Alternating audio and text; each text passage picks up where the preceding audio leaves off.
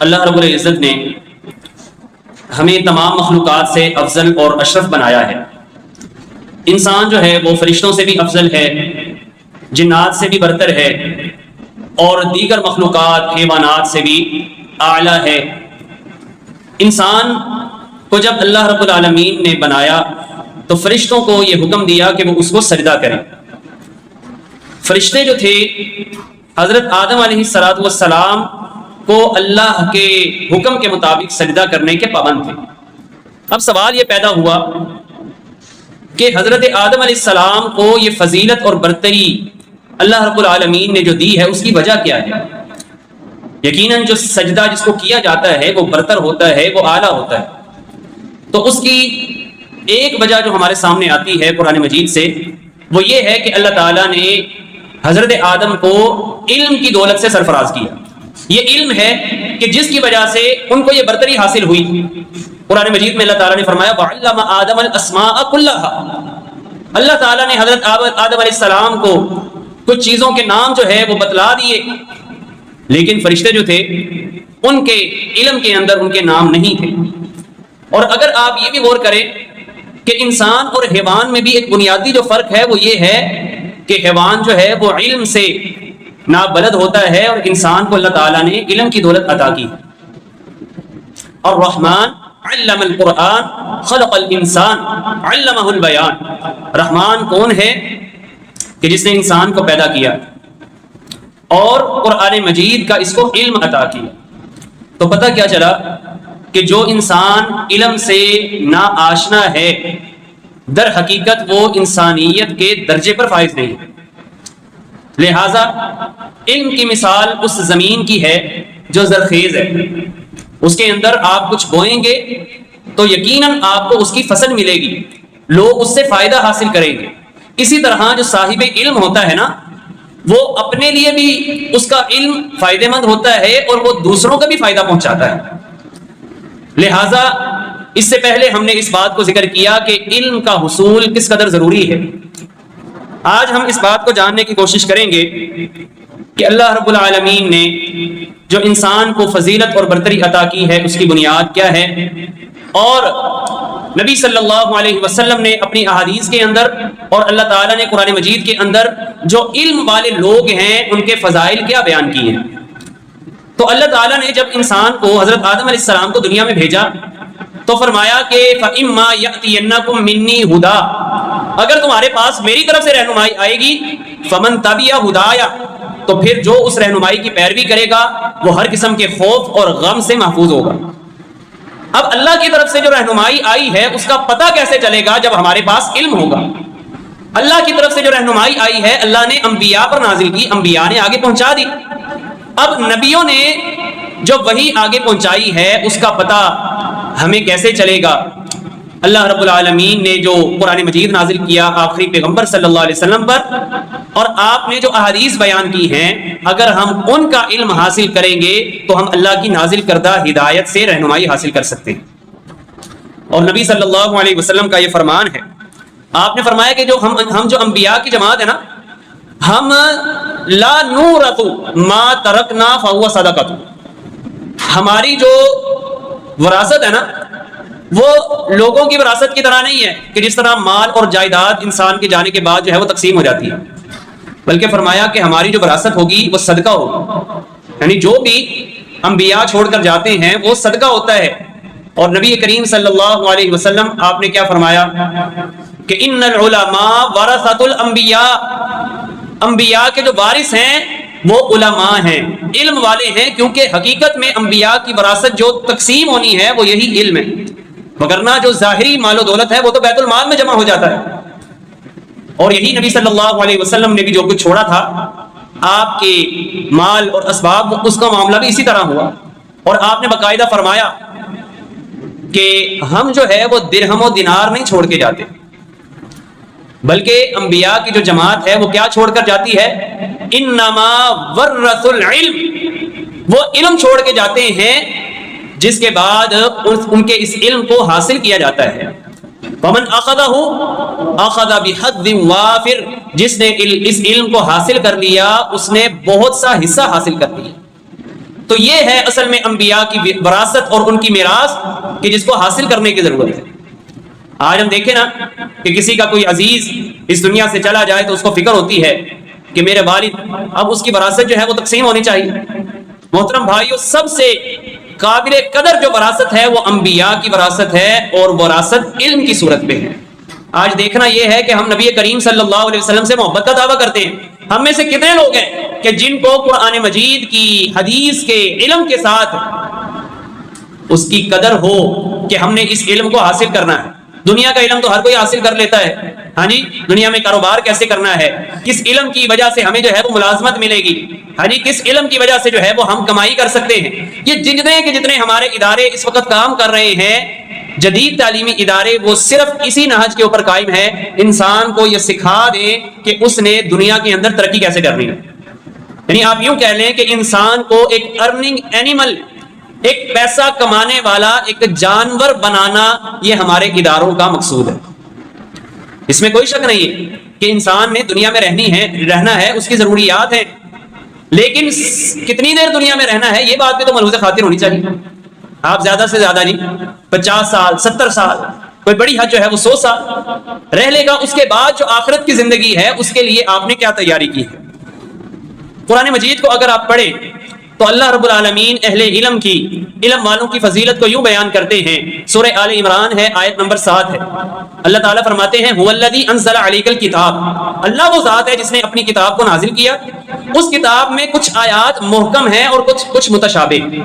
محکم کون سی آیات ہوتی ہیں کہ جن کا حکم بڑا واضح ہے، یعنی جس میں جو ہے انسان کو بہت غور و خوض کی ضرورت نہیں، اور متشابہ وہ آیات ہیں کہ جس کے اندر کئی ایک معنی پائے جاتے ہیں۔ ایک ہی آیت ہے، اس کا مطلب جو ہے اس کے اندر کئی احتمالات موجود ہیں۔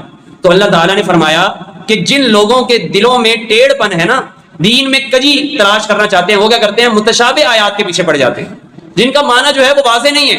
اللہ نے فرمایا کہ وما یعلم تأویلہ الا اللہ، یہ جو متشابہ آیات ہے نا، ان کا علم اور ان کا معنی یا تو صرف اللہ جانتے ہیں، والراسخون فی العلم، اور دوسرے وہ لوگ جانتے ہیں کہ جو علم میں پختہ ہیں، جو لوگ علم میں پختگی رکھتے ہیں۔ اب یہاں سے اللہ رب العالمین نے اہل علم کی فضیلت کو بیان کیا ہے۔ جو لوگ صاحب علم ہیں وہ لوگ ان آیات کے معنی کو جانتے ہیں کہ جو عام لوگوں کی سمجھ میں نہیں آتے۔ لہٰذا قرآن مجید کی یہ تعلیم ہے، فَاسْأَلُوا أَهْلَ الذِّكْرِ إِن كُنتُمْ لَا تَعْلَمُونَ، اگر آپ کو کوئی مسئلہ ہے، کوئی سوال ہے تو آپ اہل علم سے پوچھ لیا کریں۔ اہل کتاب جن کو اللہ رب العالمین کی کتاب کا علم ہے، آپ ان سے دریافت کر لیں اگر آپ کو نہیں پتہ۔ تو آج ہمارے معاشرے میں ایک عجیب سا رویہ، پچھلے دنوں تاندلہ والیہ میں ایک واقعہ مسجد کے اندر ایک بڑا نازیبا واقعہ رونما ہوا کہ جس کی ویڈیوز جو ہے وہ بھی منظر عام پر آئیں۔ اب ایک صاحب علم بظاہر اس نے اس طرح کا کام کیا کہ جو کسی بھی لحاظ سے اس کی حوصلہ افزائی نہیں کی جا سکتی، بلکہ جتنی بھی مذمت کی جائے وہ کم ہے۔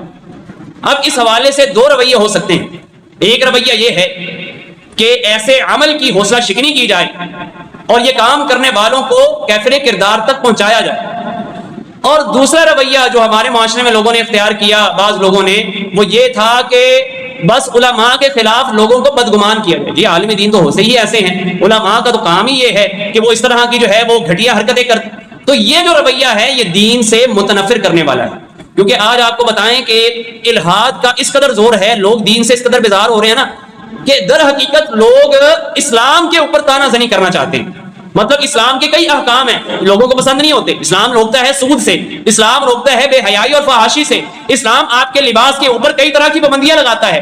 جب آپ ان چیزوں کو ناپسند کرتے ہیں تو جو بیان کرنے والے اہل علم علماء ہیں آپ ان کے خلاف ہو جاتے ہیں۔ اب بزدل ہمارے ہاں لوگ اس قدر ہیں کہ اسلام کے خلاف تو نہیں بول سکتے، اگر بولیں گے تو جی یہ تو واضح طور پر جو ہے وہ کھلم کھلا جو ہے وہ اسلام کے اوپر تنقید سمجھی جائے گی۔ لہٰذا ہوتا کیا ہے کہ جو لوگ اسلام کی بات کو پہنچانے والے ہیں ان کے اوپر جو ہے وہ تنقید تانا زنی کر دی جاتی ہے۔ اس بات میں کوئی شک نہیں ہے کہ کالی بھیڑیں ہر جگہ پر موجود ہوتی ہیں۔ کیا خیال ہے آج ہمارے کالجز، ہماری یونیورسٹیز کے اندر کتنے ہی ایسے نازیبا واقعات ہوتے ہیں جو ہر لحاظ سے قابل مذمت ہیں۔ پچھلے دنوں آپ دیکھیے بانی پاکستان پر بننے والی، ان کے نام پر بننے والی یونیورسٹی، اس کے اندر کس طرح جو ہے وہ ہولی کا تہوار اور ہندوؤں کی رسم اس کو منایا گیا، سیلیبریٹ کیا گیا۔ کیا ہمارے میڈیا چینلز کے اوپر بیٹھنے والے کیا ان میں سے کسی کے دماغ کے اندر یہ بات نہیں آئی کہ اس کی حوصلہ شکنی سر عام کی جائے؟ کیا وہاں پر زبان کے اوپر ہماری لکنت طاری ہو گئی؟ لیکن اگر کوئی ایک واقعہ کسی ایک خاص جگہ پر کسی صاحب علم سے متعلق ہو تو اس کو اس طریقے سے منظر عام پر لایا جاتا ہے کہ گویا کہ سارے لوگ ہوتے ہی ایسے ہیں۔ تو یہ میں نے عرض کیا کہ جو جس کی غلطی ہے اس کو واضح کرنا چاہیے، اس کی حوصلہ شکنی اور مذمت کرنی چاہیے۔ لیکن یہ کیا بات ہوئی کہ سمر پھینکے ہو اوروں کی طرف، گل پھینکے ہو اوروں کی طرف، اور سمر بھی اے خانہ بر انداز چمن، کچھ تو ادھر بھی دوسروں کو جو ہے وہ آپ بالکل فری ہینڈ آپ دیتے جائیں، لیکن اگر ذرا سی بات یہاں پر ہو تو فوراً جو ہے وہ تنقید کے نشتر ایسے چلائے جائیں کہ صرف اس شخصیت کو نہیں بلکہ تمام کے تمام علماء کو اور اسلام کے ساتھ محبت کرنے والے ان کی ذات کو قابل ہدف اور قابل ملامت بنا کر رکھ دیا جائے۔ تو آج ایک یہ جو سیلاب ہے یہ بہت بڑا یہ ہے کہ لوگوں کو دین سے متنفر کیا جائے، اور اس طرح کا کوئی معاملہ آ جائے تو اس کو یوں اچھالا جائے۔ تو اس لیے محترم بھائیوں اس حوالے سے ہمیں آگاہ ہونے کی ضرورت ہے۔ نبی کریم صلی اللہ علیہ وسلم نے اپنی مختلف احادیث کے اندر صاحب علم شخص کی کس انداز سے فضیلت کو بیان کیا ہے۔ آپ کی ایک حدیث ہے جس کے مختصر الفاظ یہ ہیں صحیح بخاری میں کہ من یرید اللہ بہ خیرا یفقہہ فی الدین، اللہ تعالیٰ جس شخص کے ساتھ خیر کا ارادہ رکھتے ہیں نا اسے دین کی سمجھ عطا کر دیتے ہیں۔ اگر ہمیں دین کی کچھ سمجھ بوجھ ہے تو ہمیں اللہ کا شکر ادا کرنا چاہیے کہ اللہ رب العالمین نے ہمیں خیر عطا کی ہے، اور اگر ہم بس سنی سنائی باتوں پر جیسے لوگ کہتے ہیں بس ویسے ہی چل رہا ہے معاملہ، تو بڑا معاملہ جو ہے وہ قابل تشویش ہے۔ صحابہ کرام کی زندگیوں کو پڑھیں کہ کس طرح وہ اس شخص کو اہمیت دیا کرتے تھے کہ جو صاحب علم ہوتا تھا، جو علم کی وراثت دینے والا ہوتا تھا۔ حضرت عبداللہ بن عمر رضی اللہ تعالیٰ عنہ سیدنا عمر کے بیٹے ہیں، ان کے کئی آگے بیٹے تھے، ان میں سے ایک بیٹے تھے جن کا نام تھا سالم۔ سالم جو تھے یہ ان کی ایک لونڈی سے ان کے بیٹے تھے۔ اب وہ باقی بیٹوں کی نسبت اپنے اس بیٹے کے ساتھ زیادہ محبت کیا کرتے تھے، یعنی انسان کا ایک طبیعی میلان ہے نا، بعض کی طرف زیادہ ہو جاتا ہے۔ تو اب لوگ ان کو ملامت کرتے کہ جی آپ اپنے جو حقیقی بیٹے جو آپ کی بیوی سے ہیں آپ ان کے ساتھ ان کی نسبت اس سے زیادہ محبت کیوں کرتے ہیں؟ تو انہوں نے خود اس کا جواب دیا کہ لوگ مجھے ملامت کرتے ہیں کہ میں سالم اپنے بیٹے کے ساتھ محبت کرتا ہوں، یہ سالم جو ہے وہ تو میرے ماتھے کا جھومر ہے۔ اور اس کی وجہ جو ہے وہ مورخین نے بیان کی ہے کہ یہ جو سالم تھے نا یہ حضرت عبداللہ بن عمر رضی اللہ تعالی عنہ کی علم کے وارث تھے، یعنی اس سے علم حاصل کرنے والے اور عابد زاہد متقی تھے۔ امام مالک رحمہ اللہ جیسے امام کے یہ استاد تھے۔ اللہ اکبر! تو کس بنا پر فضیلت دی کہ میرا یہ بیٹا علم کے اندر باقیوں کی نسبت زیادہ آگے، تو یہ ہے فضیلت کا معیار۔ اچھا جہاں پر ہم اپنے آپ کو رکھیں، ایک آدمی ہے اس کے بیٹے ہیں، 4 ہیں، 2 ہیں، اب وہ اپنے کس بیٹے کو زیادہ اہمیت دے گا؟ وہ کہ جو اس کو کما کر پیسے زیادہ دیتا ہے۔ یہ ہمارے ہاں ایک رجحان ہے، ہمارے ہاں ایک معیار ہے، اور صحابہ کرام کے ہاں ایک معیار تھا۔ غور کیجئے گا ہم کہاں پر کھڑے ہیں۔ ہماری طرف محض اس حد تک کہ جی دنیا کما کر، اس میں کوئی شک نہیں ہے کہ دنیا کمانی چاہیے، لیکن علم کو چھوڑ کر محض دنیا کے پیچھے پڑ جانا، تو یاد رکھیے گا یہ کام تو جانور بھی کر رہے ہیں۔ اپنے کھانے پینے کا بندوبست کیوں جی، درندے کیا جنگلوں میں یہ کام نہیں کرتے؟ کیا وہ شکار کے لیے نہیں نکلتے، محنت نہیں کرتے؟ لیکن صرف اپنی فزیکل نیڈ کے لیے، اپنی روحانی تربیت کے لیے ہم نے کیا کام کیا ہے؟ محترم بھائیوں، آج اہل علم کی دن بدن کمی ہوتی جا رہی ہے، اور یہ قیامت کی نشانیوں میں سے ایک نشانی ہے۔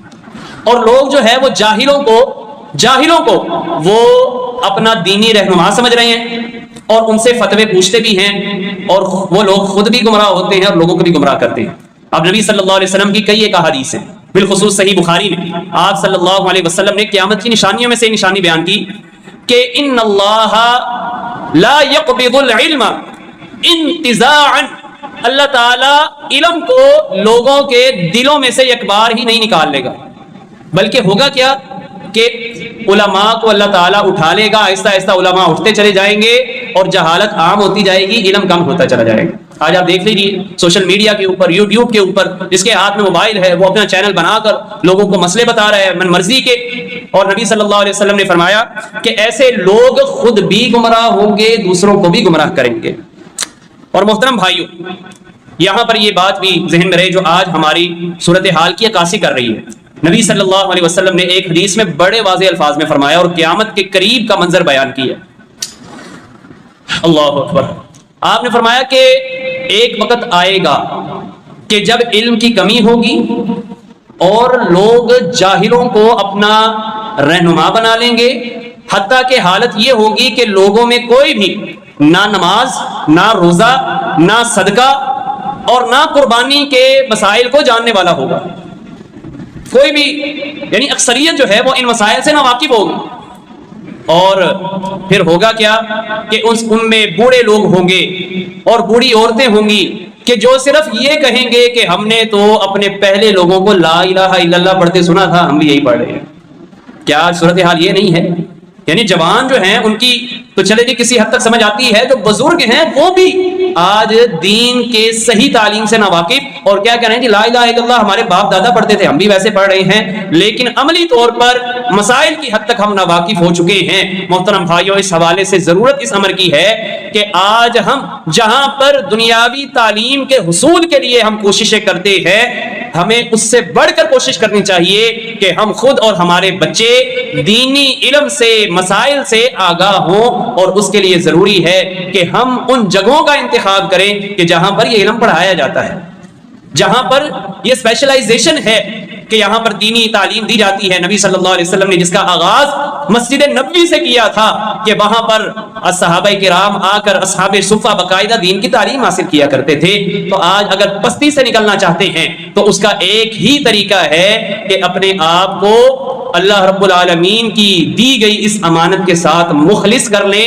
اگر ہم نہیں ہوں گے تو محترم بھائیوں اللہ تعالی ہماری جگہ کسی اور کا انتخاب کر لیں گے، لیکن یہ جو دین ہے اللہ رب العالمین نے اس کو غالب کرنا ہے۔ اگر ہمارا اس میں کوئی حصہ ڈل گیا تو ہمارے لیے یہ خوش قسمتی کی بات ہے۔ اقول قولی ھذا استغفر اللہ لی ولکم ولسائر المسلمین۔